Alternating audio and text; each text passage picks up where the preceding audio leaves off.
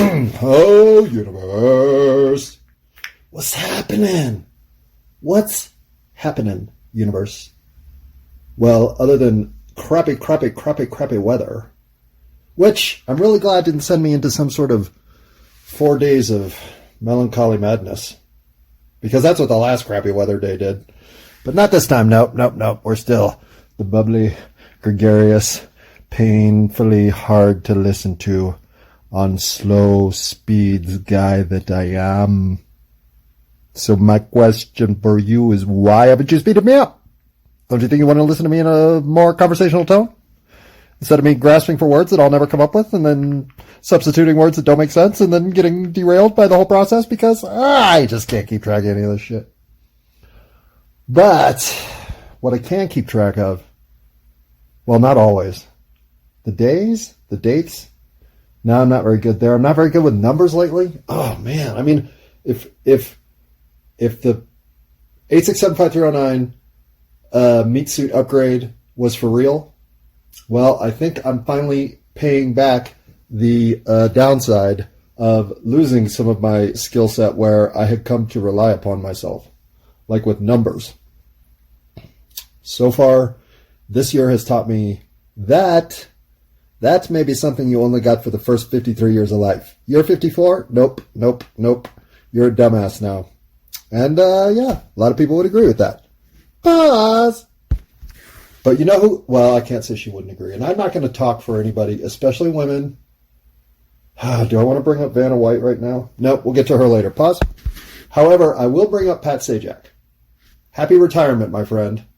And if ever Ryan Seacrest needed a job, he talked you into retiring, so good for him. Pause. Pause. What I do think I should hit early here, not that I'm going to hit Vanna White, or hit that shit, or hit this guy. Well, you can't hit people who are dead. John McCain, I'm so sorry that I couldn't come up with your name on the last recording, maybe even on the recording before that. You have come up a couple times where I'm just like, yeah, what is that guy's name? What is that guy's name? Oh yeah, it's John McCain. And hey, you're not John Kerry, which I might also have at some point or another made the mistake of confusing you only because we're all named John, right? I never called you John Copeland because I know who that is most of the time. But when John Kerry and John McCain come up and we're 20 years later and my life's been full of weed, well, fuck, was that a car accident? Pause. Haha, well, not that you care, because you don't. But the truck that lays down whatever chemical shit makes it not icy just blew right through a rogue clothes side and knocked it onto somebody's lawn. I don't know if that was intentional, like a sign of malcontent, or if it was bad driving. Let's hope it was intentional. Because that guy's got a huge truck, and if he's that unskilled, what the fuck's he doing in the neighborhood? Pause.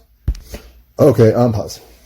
I got so much going on right now. Like, meaning right now, this second. Like, I'm cooking dinner. I still haven't finished my workout. I've got laundry that I've got to deal with, and I've got a completely stripped down and unmade bed.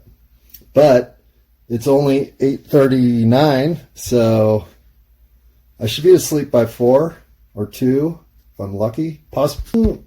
Pause. All right, so it's the 24th of March, right? Didn't I already say that? Yeah, 24th of March. It's now 8:54. I've made progress. The tomato sauce is in there simmering, ready to be turned into eggplant parmesan. Oh, are we ready for some eggplant parmesan? But we got to work out first. So I don't really know where the recording fits into all this. I think it's just going to be a drive-by, take a minute, say something, pop off, go do something, come back, give you another thought kind of episode. But I do believe... Damn, I had something to say. I actually turned this on because I had something to say. Oh, I know what it is. I do believe that since we're almost to the end of March, that I certainly am overdue on where things stand for my commitment to no drugs and exercise in February. Well, the no drugs part never happened. I mean, if you count marijuana, that's the only drug. It's only, in fact, marijuana and sugar, I'd say, are the only drugs now I'm even using. I don't drink caffeine.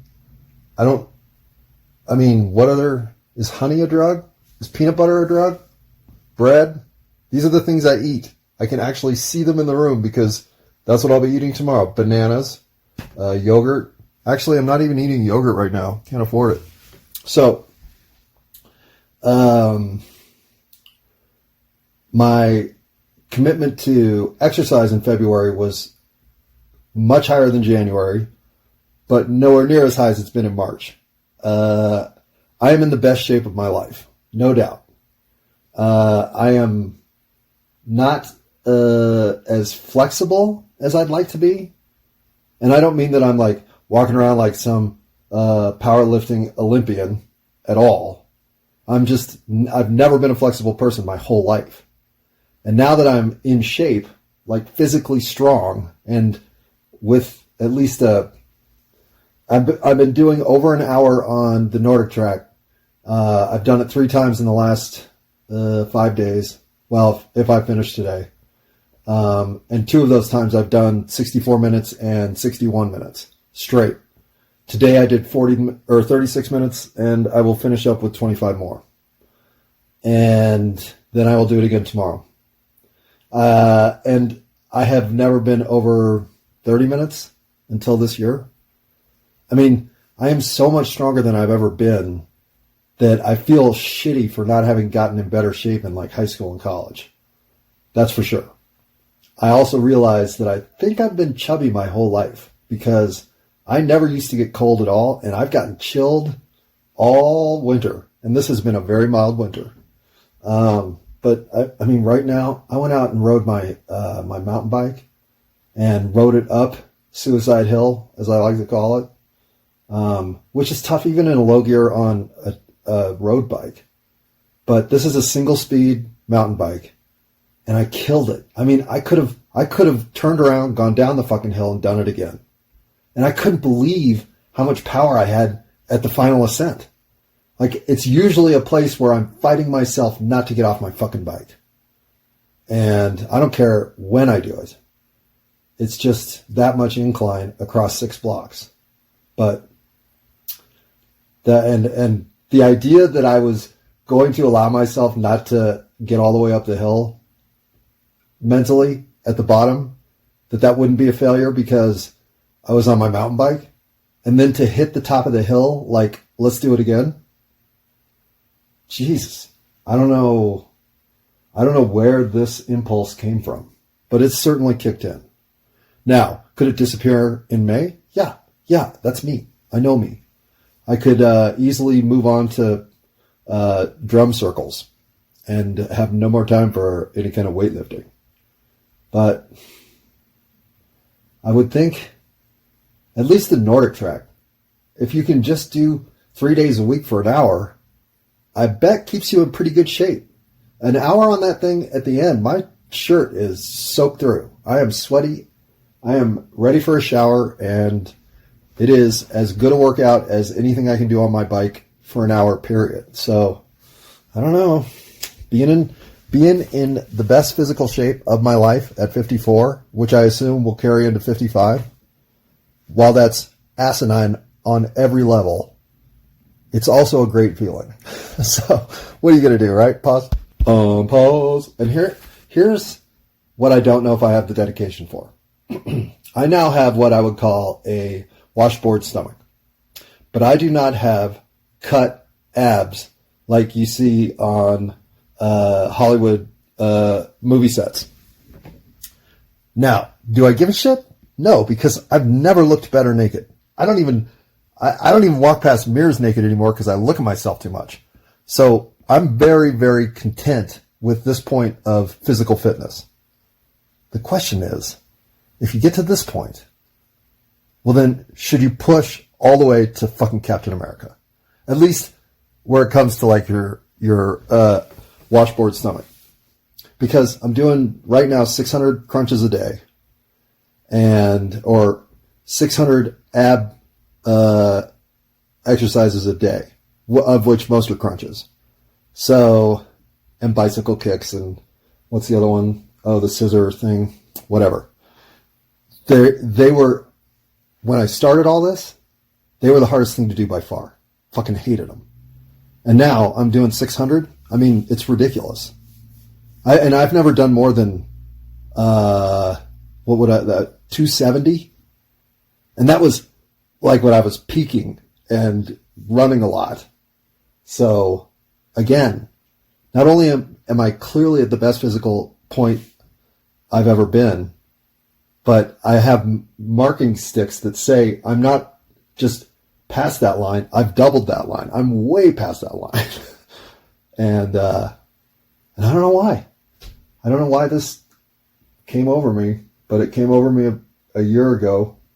Well, I just started getting more muscular for no reason. Like I was just doing the same old shit, but I just kept getting better looking, I guess.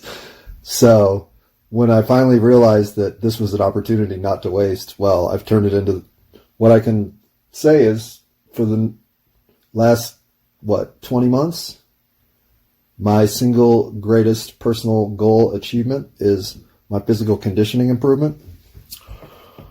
That or my ability to talk to myself for hours upon time, but I don't think anybody listening to this would agree with that, especially with the 11 minutes you've already endured. So let's move on to, should I go do fucking weightlifts? No, let's talk this first. I gotta find my envelope. Pause, unpause. And while I'm looking, I forgot to mention that on Friday, I got drunk. I sat at the bar next to a lovely young woman, and we had a conversation for 2 to 3 hours that involved me and her, I would say, getting tipsy. So why do I say I got drunk? Well, because then I stopped at the next bar and had 2 more beers, and by the time I got home, I was drunk. So that's not like me at all. In fact, so unlike me is that I wasn't sure I would even share it, but I have to. So, having conversation with nice young women is not unlike me, but getting drunk is. Getting drunk? No, thank you. No, thank you. I did not have a hangover, though, which was stunning. I mean, I was still groggy in the morning, and I expected a full-on hangover headache to come on, and it never did. I chugged a bunch of water, started doing house chores, and I just kept feeling better. So there is another benefit to being in the best shape of my life. All right, I apologize to John McCain. I think if I didn't, sorry, John McCain. Sorry, John Kerry. Sorry, Al Gore. Does that say cronyism? It sure looks like it. Why? Because we're all named John except Al? No, we're not going to talk cronyism today. I don't think we have to. We can get into that some other day. Did I get through the NGO stuff? I don't feel like I did. Non-government organizations are something that are an evil entity in the American process of law and order, because they are not beholden to the same regulations and administrative what is a presidential order? I can't remember now, but whatever keeps our government in check, non-government organizations don't have any skin in the game to abide by, so they can get away with whatever they want. In some forms, this becomes military subcontracting, like Blackwater, and in other forms, it becomes ways to skirt patent and research regulations. There are all kinds of things. Okay. Let me finish my thought instead of interrupting myself. Number 1, stop interrupting me. Thank you. Okay, I will. Thank you. We agree. Sometimes, if you are clever, like, say, someone in the CIA, right? And you come up with the idea that, hey, you know what sucks is how we can't listen in on the phone calls of our senators, because that's against the law for American intelligence agencies to spy on their own citizens. But you know what's not against the law? It's for Australians to do it. So, anybody mind getting me, give me that Crocodile Dundee guy on the phone, eh? Let's talk to him. He could be useful. Or maybe you send some Norwegians off to bomb a pipeline or something, right?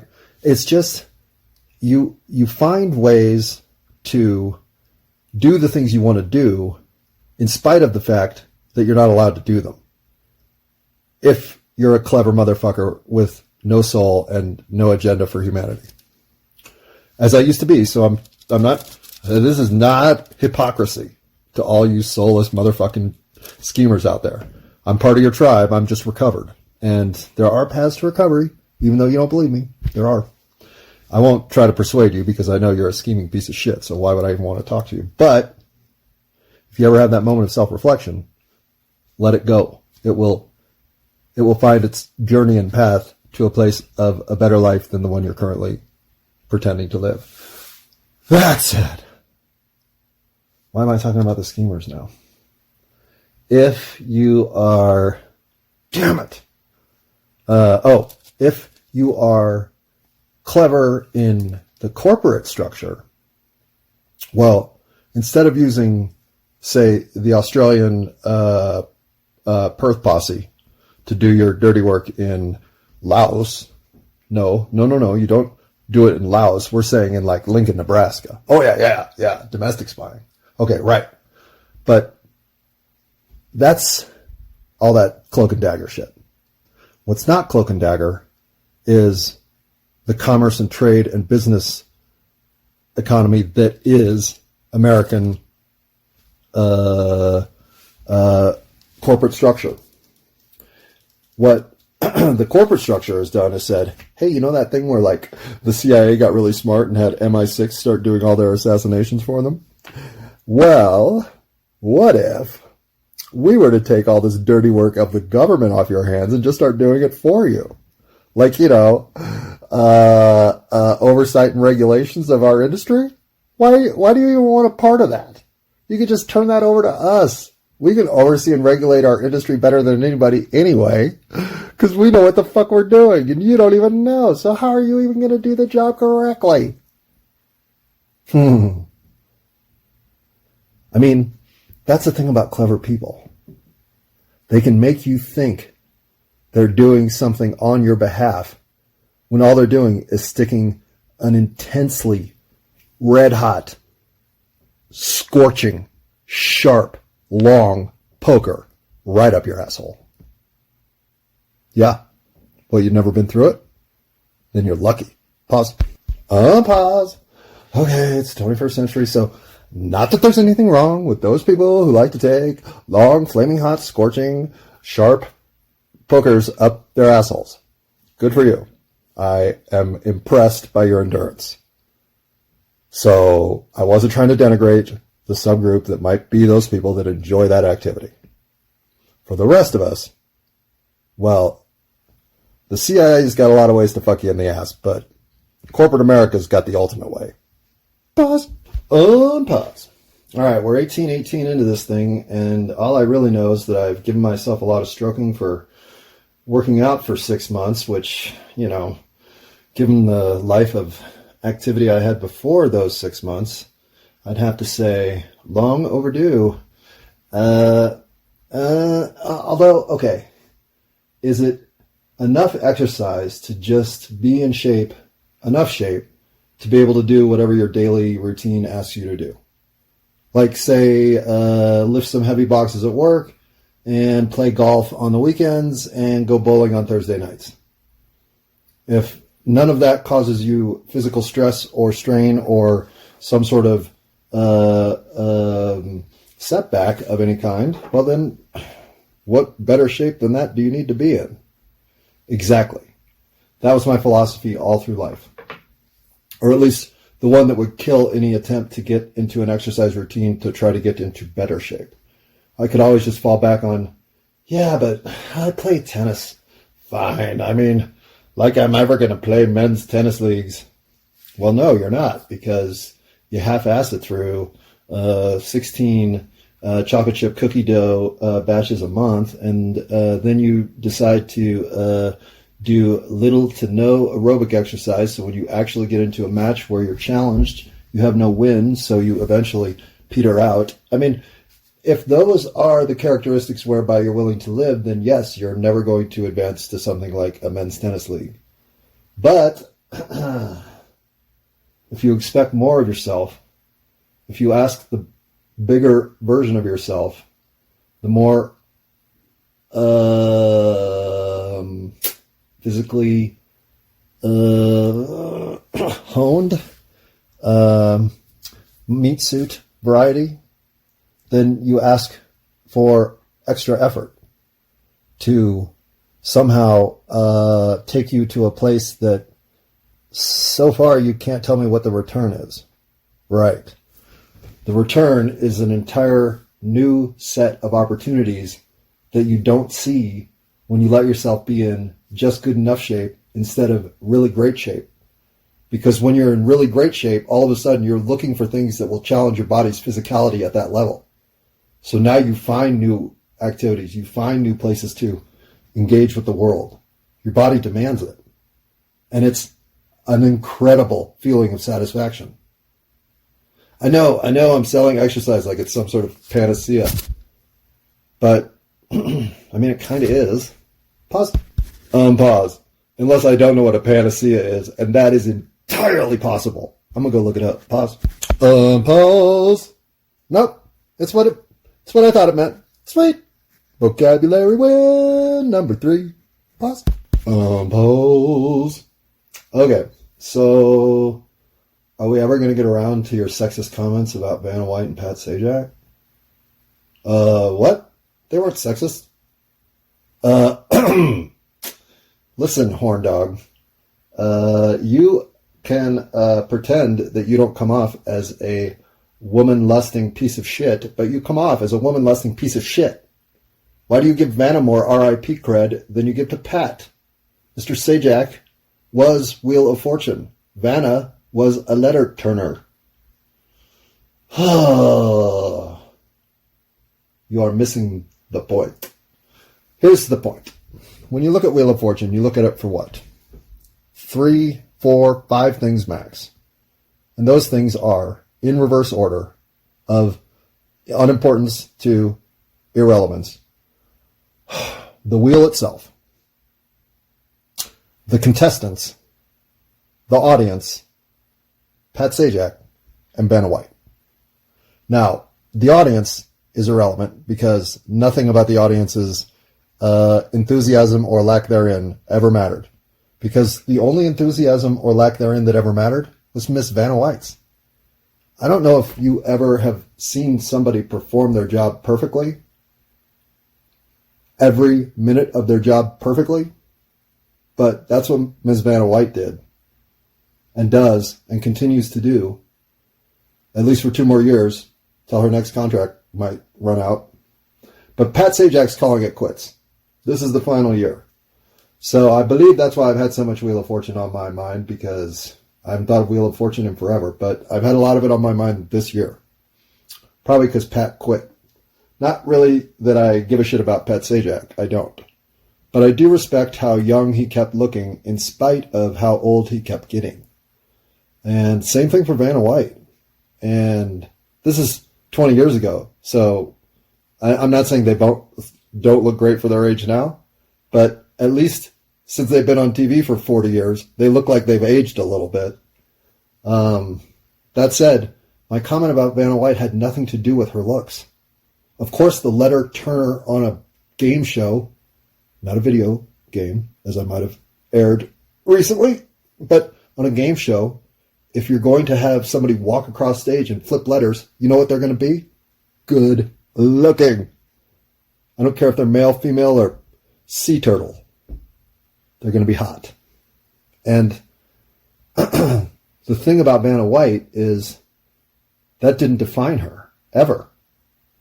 Her enthusiasm for the job, her compassion for the contestants, her honest expression of emotion both up and down, I always thought she just was a really great person. I mean, I don't know that she's Lara Logan level, but I wouldn't be surprised at all to find out she's that angelic. So, and I'm not saying Pat Sajak wasn't good at his job and didn't even have maybe the more challenging job dealing with contestants face to face. That's not something Vanna had to put up with, at least not in that proximity thing.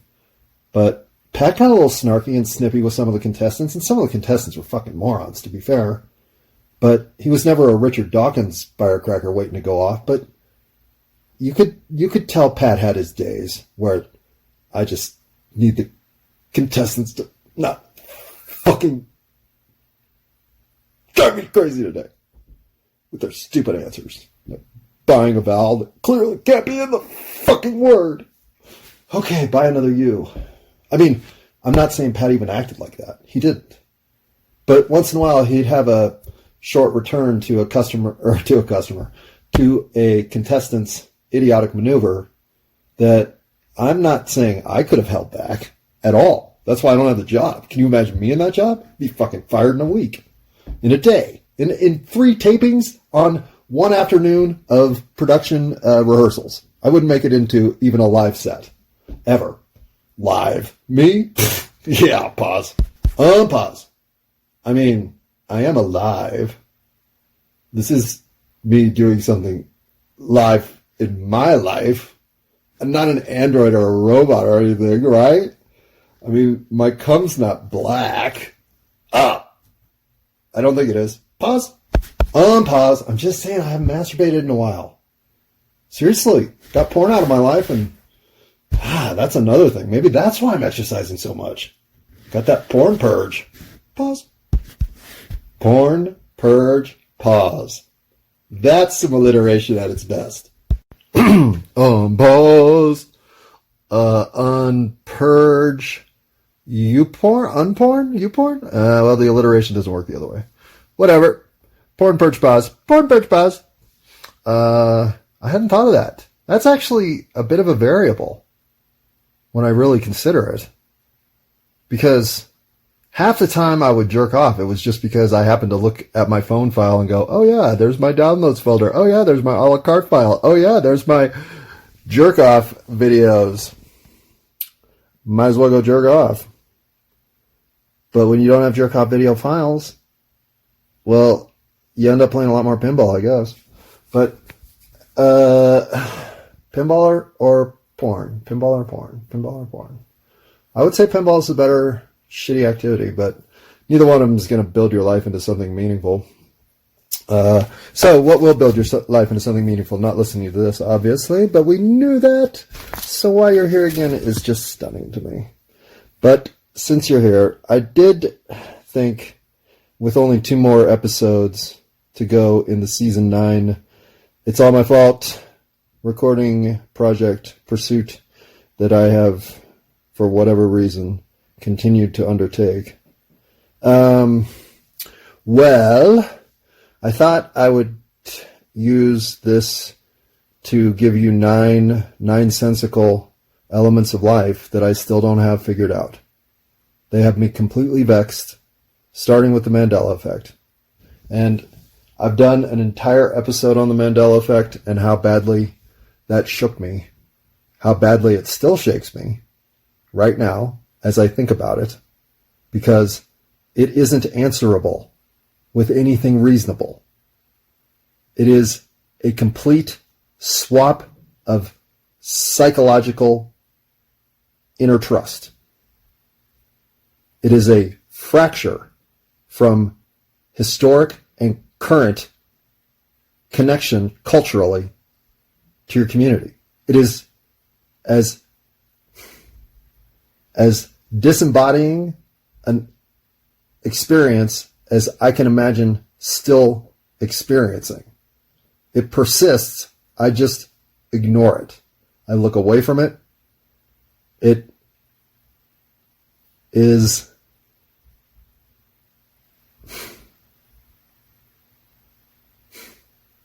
it really collapses my sense of everything.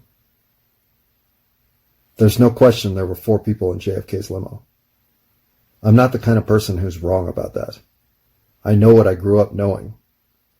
I know what I grew up knowing about the Berenstain Bears, because that's how I learned to spell Mark Fargetstein's name. His grandma used the Berenstain Bears book to teach me how to spell Fargotstein, which is Fargotstein.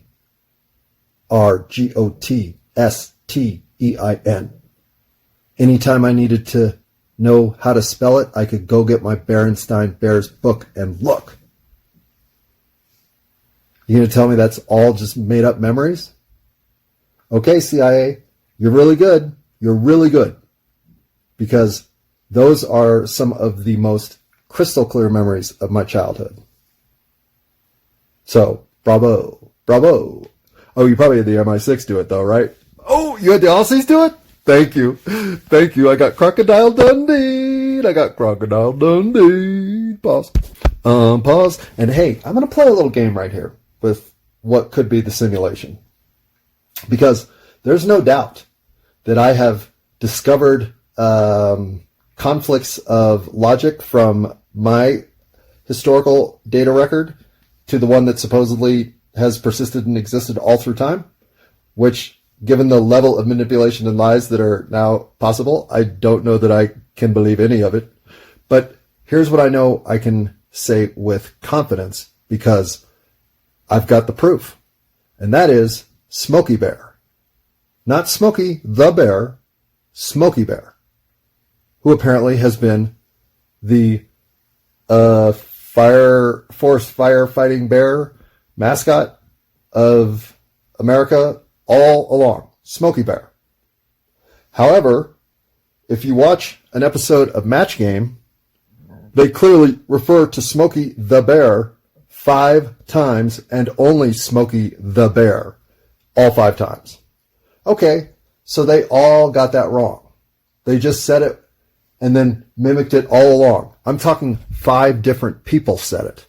Nobody said it correctly. Everybody said it incorrectly. On a TV production show of pop cultural references. Again, bullshit. The bullshit thing about the Mandela effect isn't some sort of misremembering. It's there are a group of people who remember something else. And then there's what supposedly everybody else remembers as how it went down. Do you understand the mind fuck that is? To have to endure that level of fracture with your own personal existence in society? It's heating me up right now. Go listen to my 25th episode if you don't believe me. And I can't imagine after listening to that you will doubt that at least I'm experiencing what I say I'm experiencing, which is the loss of containment of my own personal experiences. They now morph and flip-flop in ways that can only be described as a mental breakdown or a reality breakdown. So when those are your choices, well, let's move on to number 8. Pause. Pause. Okay, so I should finish with this one thought. And that is, I moved Mandela effect to the bottom, to number 9, from number 2, and potentially number 1. But I think number 1 was going to be number 1. Point is, this isn't my 9th mysterious fucking cosmic goddamn conundrum. It's still number 1. I just have absolutely nowhere to go with it except into mental discombobulation. So I do look away.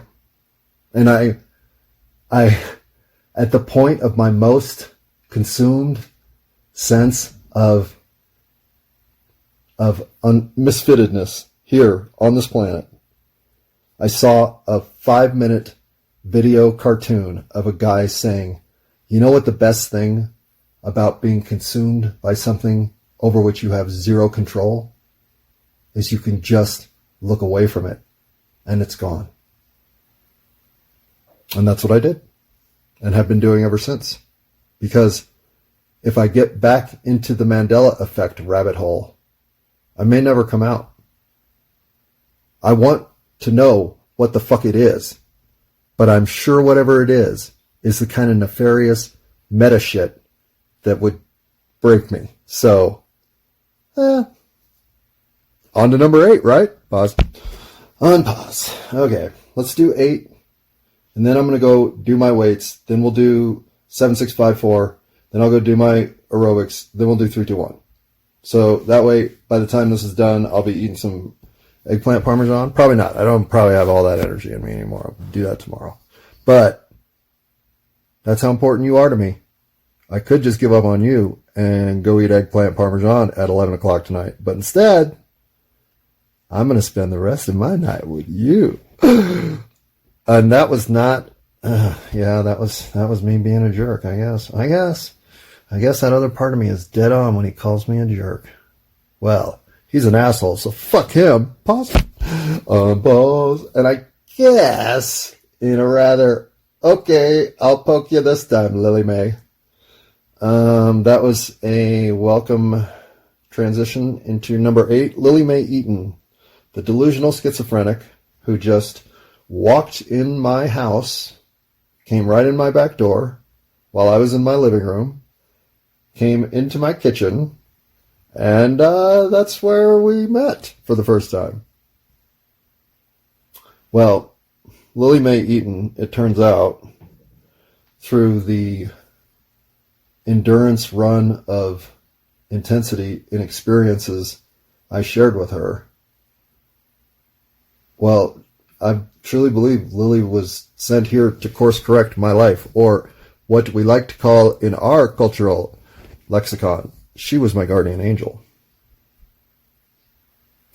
And as wacky as the plot line gets, when you call the delusional schizophrenic mental patient who just walked into your back door because she was homeless and hungry your guardian angel, bro, I think we can now all safely say, you haven't just jumped the shark. You have lost your fucking mind. Fucking idiot. Yeah, I know. Yeah, well, okay. Except if the universe is going to send me a guardian angel, what do you think they're going to send me? Vanna White? No, I would never be able to recognize the value of the lessons Vanna White was there to teach me. I'd be too busy going, oh, that's Vanna White. Oh my God, she's so beautiful. And so talented, and so good at her job, and so perfect in every other way. I wonder if people even recognize her so great contribution to humanity. But with Lily, I never had those thoughts, even remotely. So my point is, your expectation of what might be the crossroads of your life in which your opportunity to truly metamorphosize,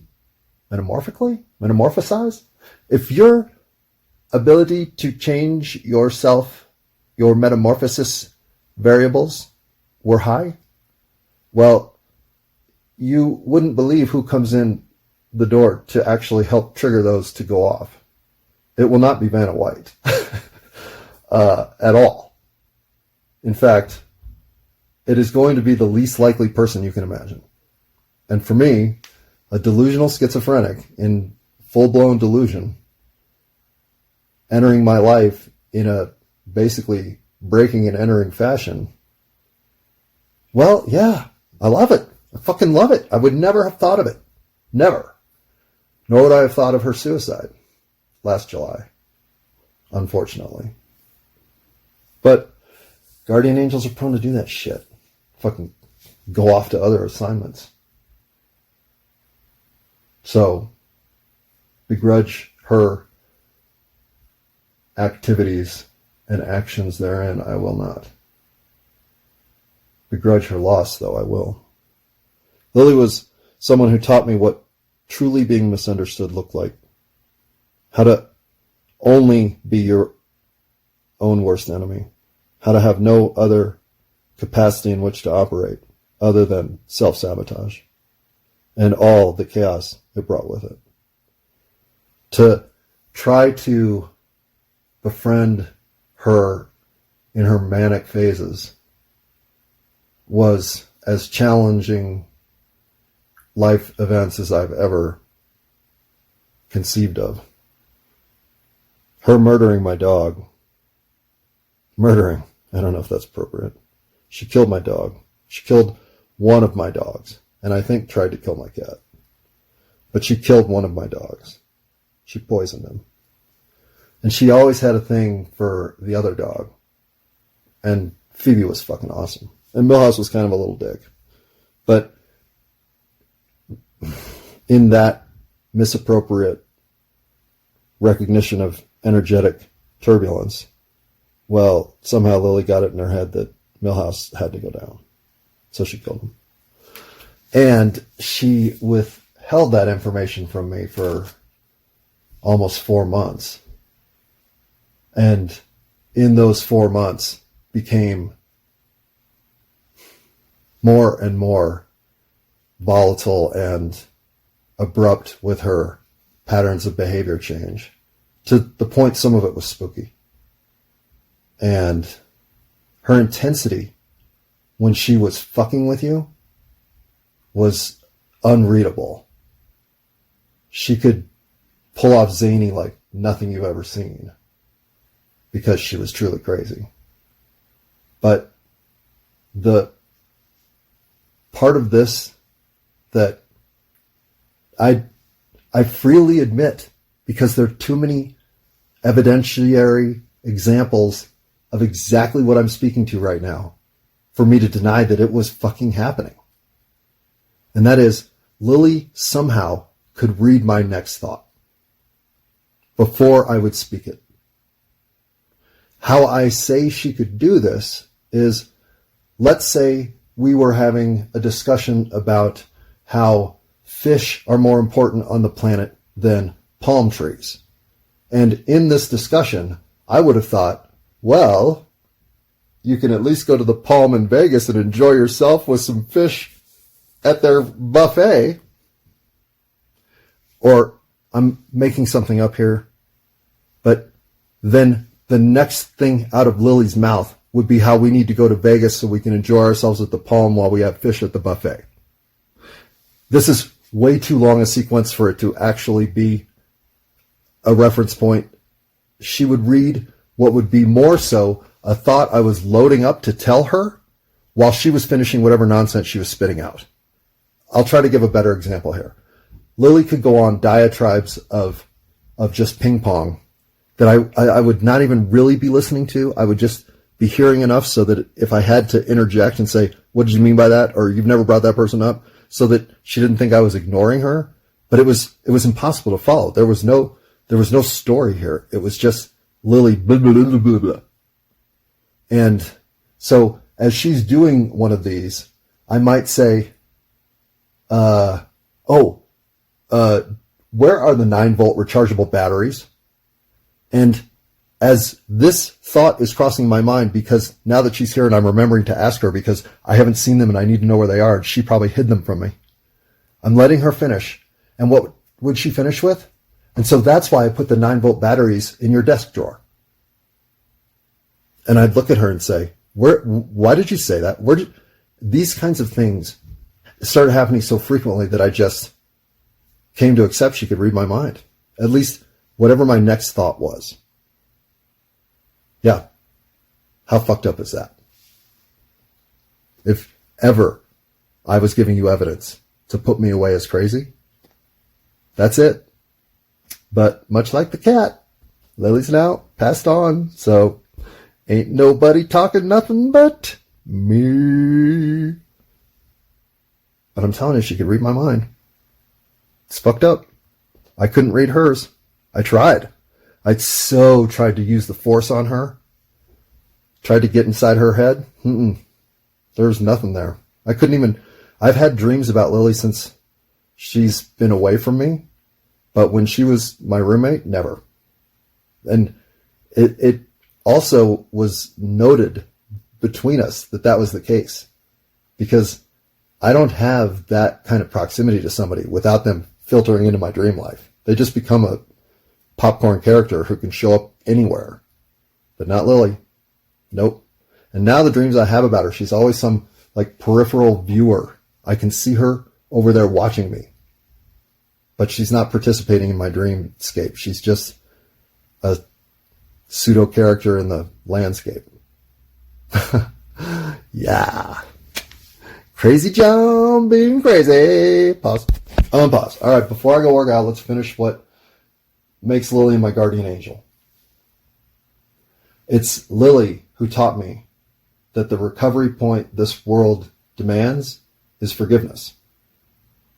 And it's through kindness and understanding that I try to find the source of forgiveness that is available to everyone. I believe the only route we have out of the snarl that we put ourselves in is a complete cultural, social, and humanity-wide jubilee of our spirit, forgiving everybody for all transactions and transgressions against that, frankly,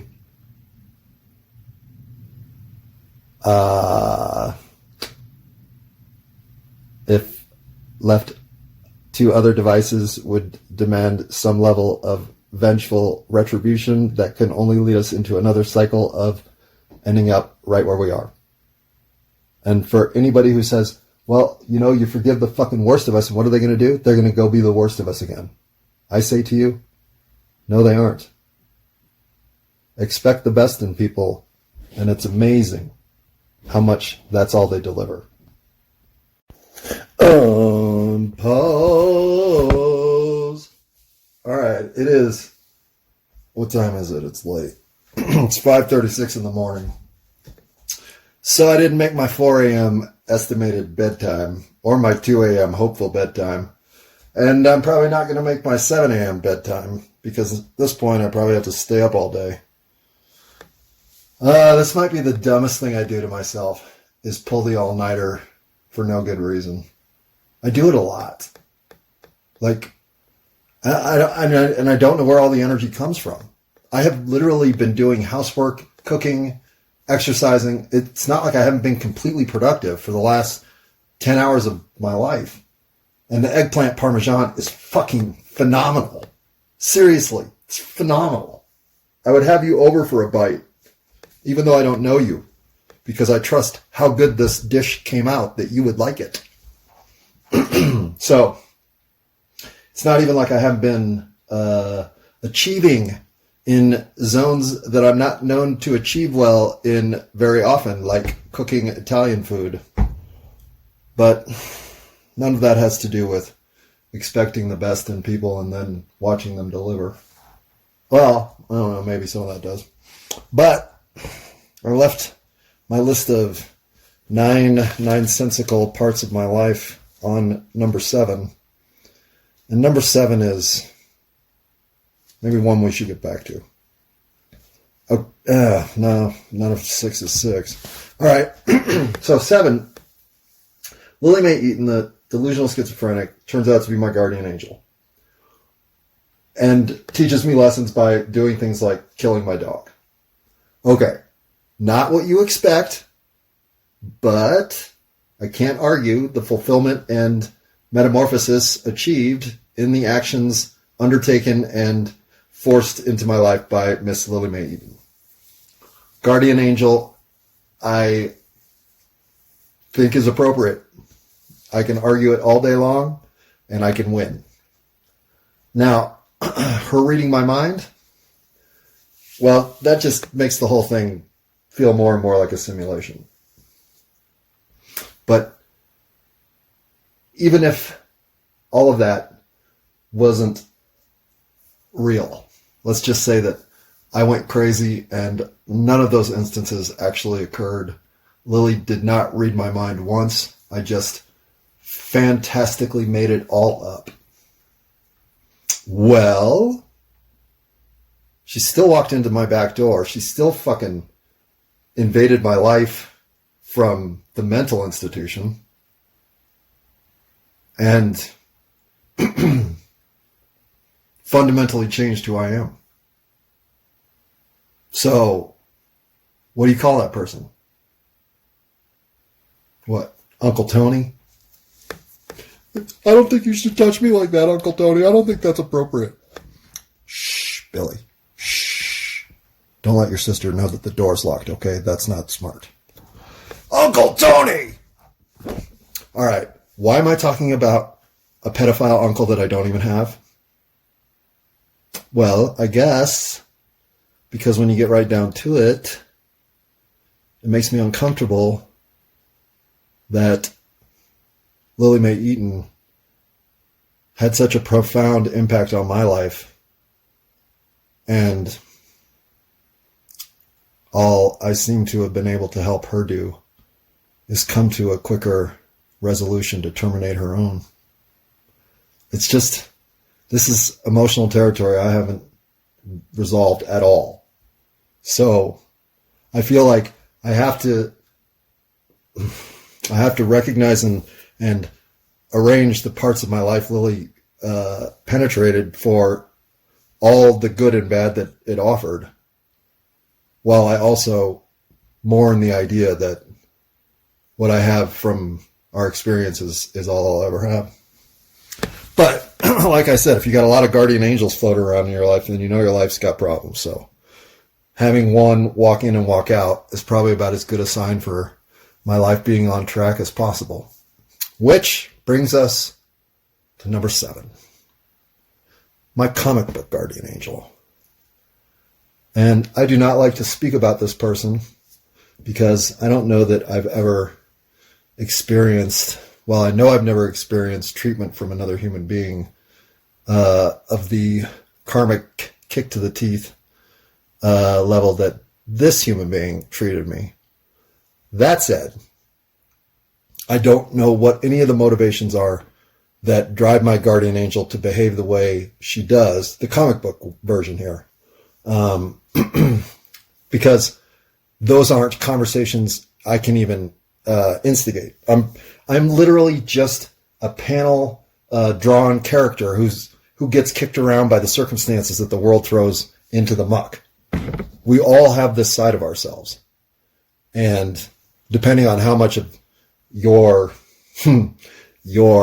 karmic kickback has been influenced by your current actions in this run of life, well, your karmic book character realignments, whether they be guardian angels or angels of the apocalypse, or more often than anything, just gentle guides of almost non-consequential matter.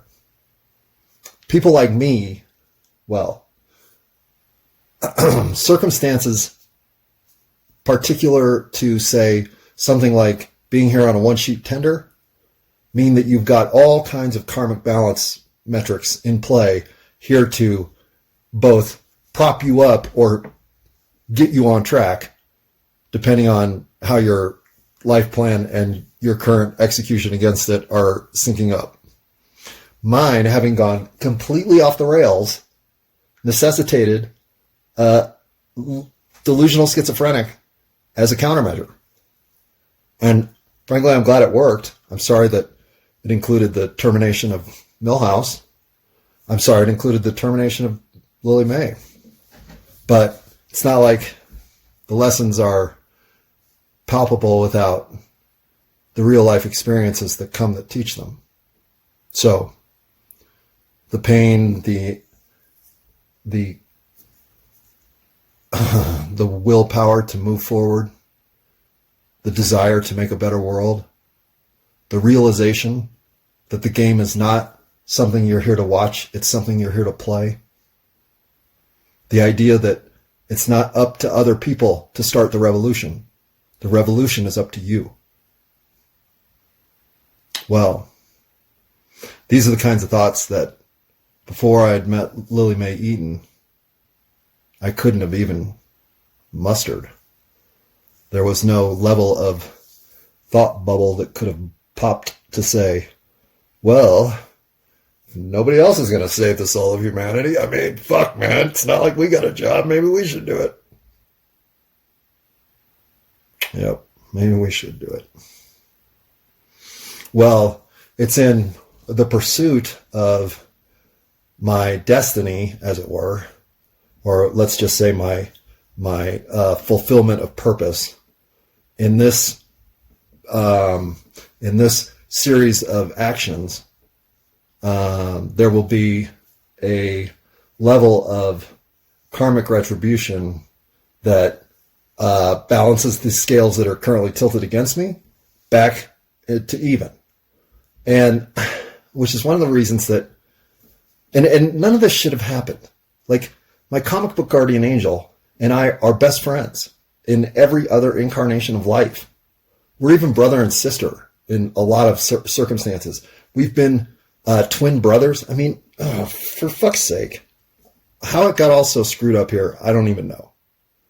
But now that it is, and now that the character that is here to help balance my life has gone completely out of balance, well, that means that at some point in the return energy cycle, I'm going to receive the same karmic upswing that that her irrational reactions caused in the negative, which wasn't negative. It was just reputational muck. And it wasn't even reputational muck. It's just, it's the hurt of the payback I deserve for being a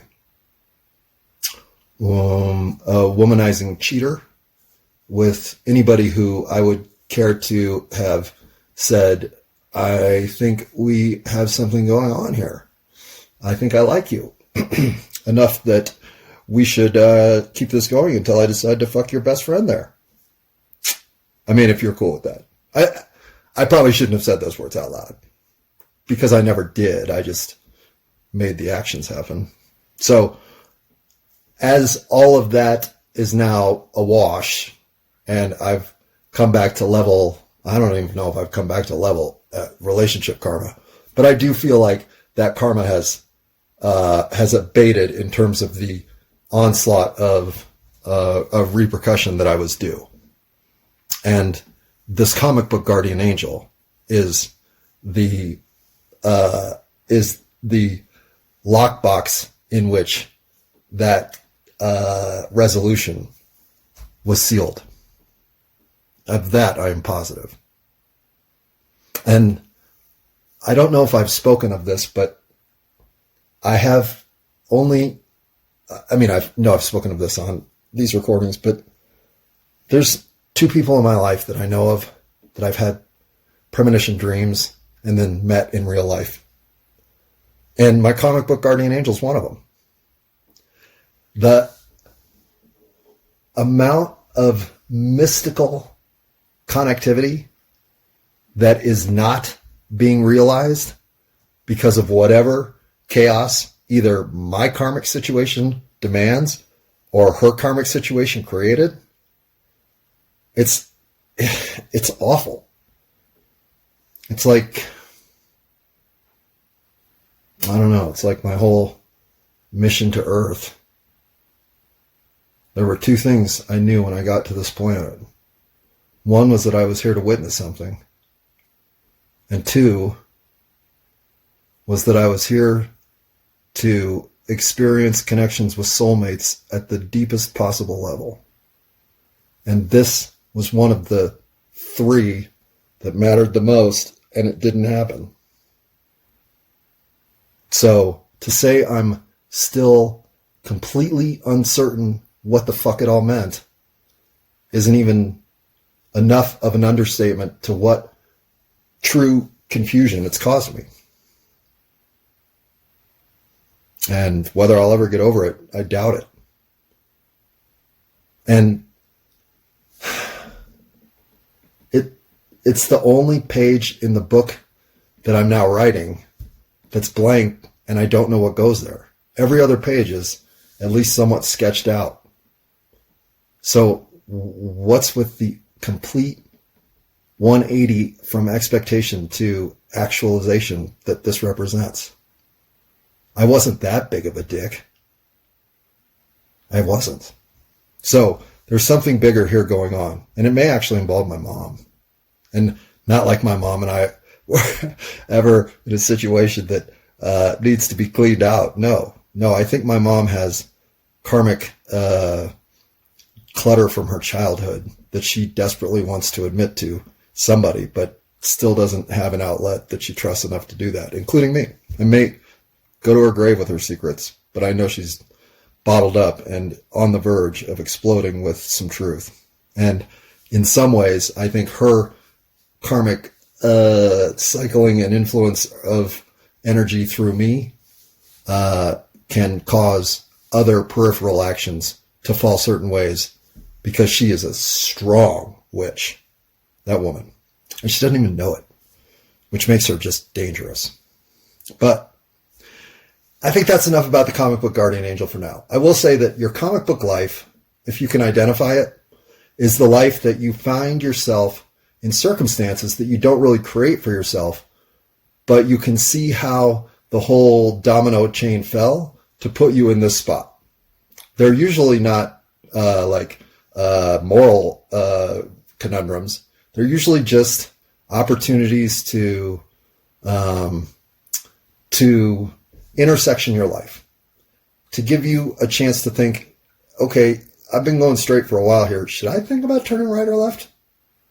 And you probably won't. You'll probably still go straight.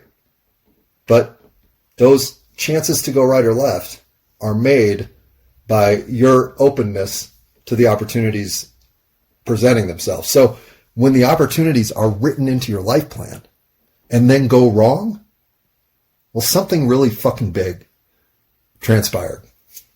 And I'm not sure it's not me. But if it is, I mean, really? I don't know. All right. Number 6. Let's get through these. Shit, this is long. All right. Number 6, meat suit upgrade. Considering that my brain seems to be misfiring lately, I don't know that I can call this an upgrade anymore. But in addition to being in the best physical shape I've ever been in my life, I'm playing the best tennis I've ever played in my life. I have improved hearing. I have improved vision. I have improved sense of smell. I have an improved sense of coordination. I am a better dancer. I'm a better singer. These are all things that have happened since 2012. And it's not that I've pursued any of it. I'm more coordinated generally. I just find myself doing things that are more impressive than I'm used to. And like all the music lyrics that I now can hear crystal clear, that my whole life I've had no idea what the fuck they were saying. And is it just a level of disinterest that finally dissolved enough for me to pay attention to what Ozzy Osbourne is saying in Crazy Train? Maybe. But it's not just Ozzy. And it's not just Michael Jackson. And it's not just Van Halen. And it's not just Morcheeba. And it's not just everybody. I don't know if there's a single song in my collection that I knew all of the correct lyrics to until this upgrade. I have been missinging Michael Jackson songs to the point that I didn't even know what the actual intent of the song was. And to be fair, Michael Jackson's one of the hardest motherfuckers in the universe to understand what he's singing. But now all of a sudden, I understand everything that he says or sings. But that's enough of that. Oh, I will say the other thing about this upgrade. The structure of my face feels different. And this is only the kind of thing that you could know yourself. But my nose is shaped differently than it was 18 months ago. There is a left point to it that is so subtle that you don't really see it, but I can feel it. And it's as if my nose had a nose job. It looks better. it sits on my face better. I have broken my nose 3 times in life, and the third one left a serious bump ridge sort of after effect that has never gone away and has been the dominant feature of my nose until now when it's straight again. Yeah, how the fuck did that happen? Anyway, so the meat suit upgrades, they're real. I had that 4 or whatever month long exhibition of ungodly skills, like throwing my keys across the room to a hook on a wall and having them land on that hook. Something I couldn't repeat if I was given 10,000 tries. Those kinds of episodes started happening so regularly, I was setting up cameras to try to catch myself doing some of the clever shit I was watching myself accomplish. These are the things that I call my meat suit upgrades. These enhancements of my 3D reality experience, because all of a sudden I'm capable of doing shit I haven't been able to do my whole life. So maybe that happens to everybody. I don't know. But it happened to me. And that would have been, I'm thinking, about 43-ish, 42 to 44, all the way to today. Even now, my balance is better. Maybe that's just from exercise. I'll give you that. But my ability to dance on one foot is crazy. This is something I've been doing since I was a kid. I just would dance on one foot for as long as I could, which sometimes I could get to like 2 or 3 minutes as a kid. And now I can hop around the house for like 15 minutes. Whatever. These are weird things to me. They're weirder than number 5, so maybe I should have flipped these. And number 5 is astral traveling. I've now, I don't know that intent is something hard to pluck from your dream state. There's so much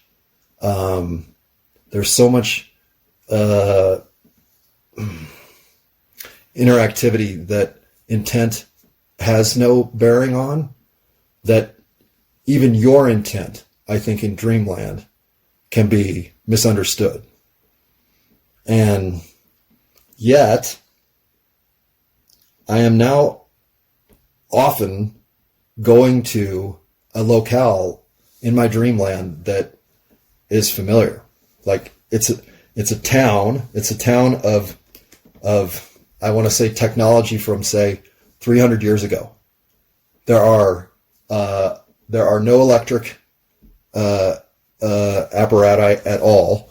It's all lanterns. It's all huts and tiny town. But I know the town. I know the smell of the town. I know the layout of the farming lands. I walk through these environments like I know I'm going somewhere. I never even get there, but everything's familiar to me. And I've been going back to this place repeatedly for like a month now. And I keep trying to pick up more clues while I'm there as to what area this is. Like so far I haven't been able to read a single sign. And yet I'm lucid in these dreams to the point that they're becoming connections enough that I can come out of the dream state, wake up, have a thought, and get back into it. Like I used to be able to do with the catastrophe dreams. So, and is this astral traveling? I don't fucking know. But that's what describes it. Because to be able to, explore foreign areas while asleep and gain something from that exploration, well, that's something I've been able to do my whole life. But I've never been so swept up with my environment. It's always been the activity, like fucking Madonna or bungee jumping off of the Eiffel Tower or whatever else. Like now it's like I want to be in this circumstance. I want to know I want to know who's in this town with me. So, I'll keep trying to see if I can figure this shit out. If I do, obviously I'll share. But the astral traveling stuff, the idea that that's even possible, well, it's fascinating.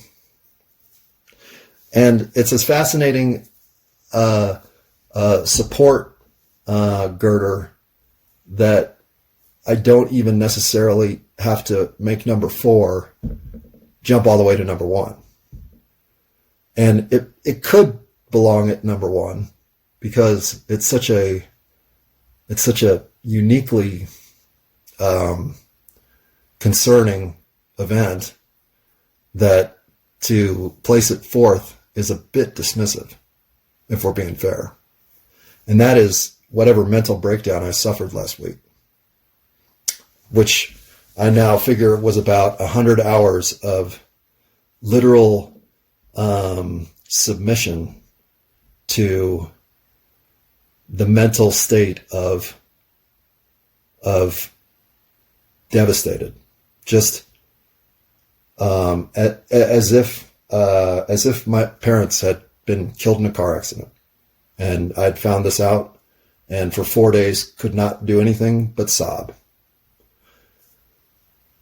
The only thing about that is you'd know you were acting this way because of the event of your parents having been killed in a car accident. So to go through that level of collapse and have no connective trigger for its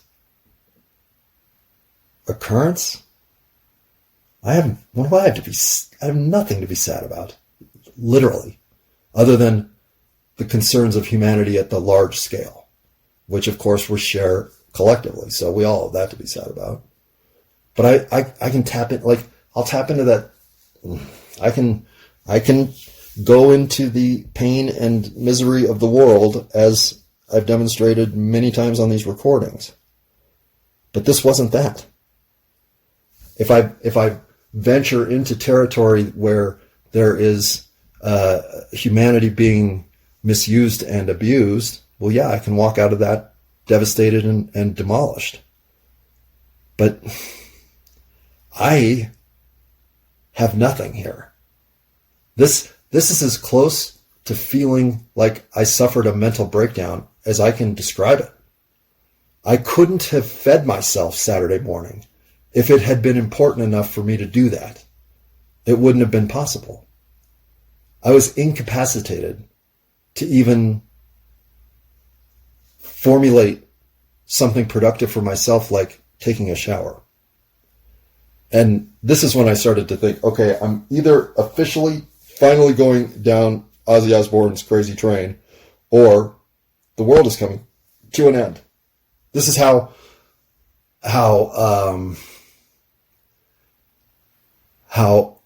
overwhelmed my mental state got to be. And so, should that be number 1? Maybe. It's not the only, like, I've got a couple others that sit in the same trophy case of, yeah, well, I mean, it's a nice trophy and all, but why were you in a contest for mental breakdowns? What were you thinking? I don't know, but I've got 3 trophies, so I think I'm good at it. All right, number 3. Oh God, I didn't know I wrote that one. All right. How can one move beyond having fallen in love? I've never fallen in love, even though 2 years ago, if you'd have said, how many times have you fallen in love? I'd have been like, I don't know, somewhere between 6 and 12, maybe 10, maybe 18. A few. And then when what happened, and the depth of reactive circumstance became something so far outside of anything I'd ever experienced,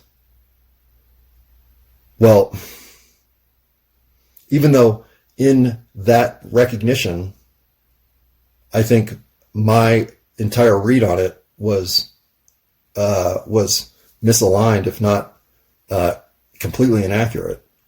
It doesn't matter because the context of emotional connection doesn't diminish. So I've been not seeing, but I've been, there is a tennis partner, a woman who I have, who I got drunk with. And frankly, is somebody who would normally trip my wire. But sitting as a counterpoint to having not just my wire tripped, but my entire electrical system fried. I don't know. I mean, I always thought that there are so many great women in the world that if you truly want a great relationship, then just be a great guy and go pick a great woman and it'll work.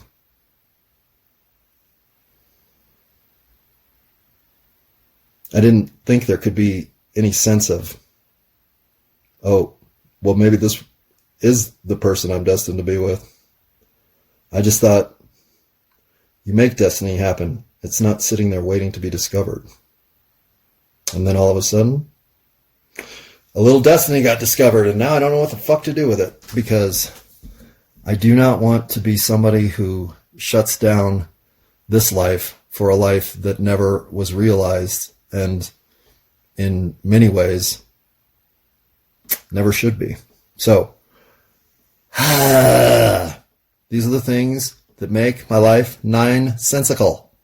Thus I have to get on recordings like this and spew to the universe that I'm nine-sensed. Like number 2. All right, what's behind the white light? What's the event? Is it planet-wide catastrophe? Is it the ascendance of artificial intelligence? Is it contact with a species other than humanity? Is it a devastating solar flare that wipes out the entire surface livability for 1,000 years? What is behind the white light? I didn't make that number 1 because it's a depressing and frankly distressing thought, and one that I spend way too much time trying to figure out with absolutely no resolution whatsoever. So that's why I put to number 1. Well, then what's a meaningful life? Well, meaningful life, I'm sure if you're listening to this, is something you are desperately trying to discover, because why would you be listening to this far into my personal diatribe about my own neuroses, and half of them potentially signs of my own mental collapse? This seems like the kind of stuff that does not enhance your life. Why I do it is for the clarity and sense of self-realization that these frank conversations produce, even if it takes me a month or a year to reflect upon the truth I'm evolving into.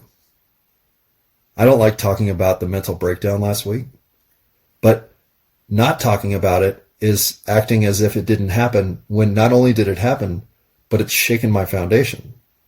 So it's at this moment in the very forefront of my mind, as is the astral traveling. That shit's fascinating. And if you get me thinking about the Mandela effect, that might be all I think about for a month.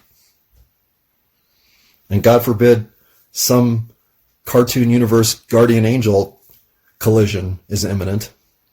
That might put me down for a year. So, what's a meaningful life? Well, for me, it's now being able to say, that for, I'm going to guess, roughly 3,000 straight days, I have faced this universe and all of the challenges it puts in front of me with as much of my true, emergent, kind, understanding, and forgiving self as I have to offer. And by doing this day after day after day, I have proven to myself that of all the forces in this universe, of which there are many that I'll never understand, one force that I do understand is the force of human beings to want to make a better world for humanity. That, to me, will always be the sign that I'm leading a meaningful life. That somehow my humanity is fully realized in its ability to give back to humanity at large. If I can find some way to sync my actions with those motivations, well, maybe then I won't have to worry about all that mental breakdown stuff. Now, let's be honest. I'm crazy. It ain't going anywhere. But I'm going somewhere, so should you. If you're still listening to this, I'm going to say, go, eat something? Take a shower? Brush your teeth? I don't know. Like, if you're still listening to this, I seriously wonder, who the hell are you?